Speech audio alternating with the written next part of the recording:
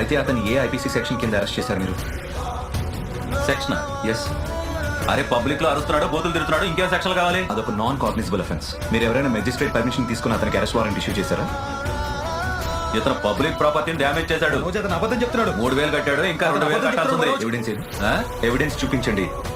ఒక non cognizable offence కి warrant లేకుండా అరెస్ట్ చేయడం అనేది, అలాగే ప్రాపర్టీ డ్యామేజ్ కి ఎవిడెన్స్ లేకుండా ఫైన్ తీసుకోవడం రెండు ఇల్లీగల్. తెలిసే ఉంటుంది మీకు. తమ్ముడు ఫైన్ అయితే తప్పుడు. ఇప్పుడు నువ్వు అడుగుతున్నావు చూడు, అది ఫైన్ కాదు, లంచం. నువ్వు ఈ కుర్చీలో కూర్చొని కరప్షన్ చేస్తున్నావు. అరే మరీ ఎక్కువగా మాట్లాడుతున్నావు. ఇంకా మొదలు పెట్టలేదు నేను. చంబల్ వాడిని నేను తెలుసా?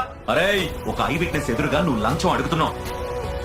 లోపల ఉండి నీ సీనియర్ కదా, మొత్తం అంతా విన్నాడు. ఐ విట్నెస్ అతను. ఈ రోజే నా మెయిన్స్ క్లియర్ అయింది. 1 month లో ఇంటర్వ్యూ ఉంది.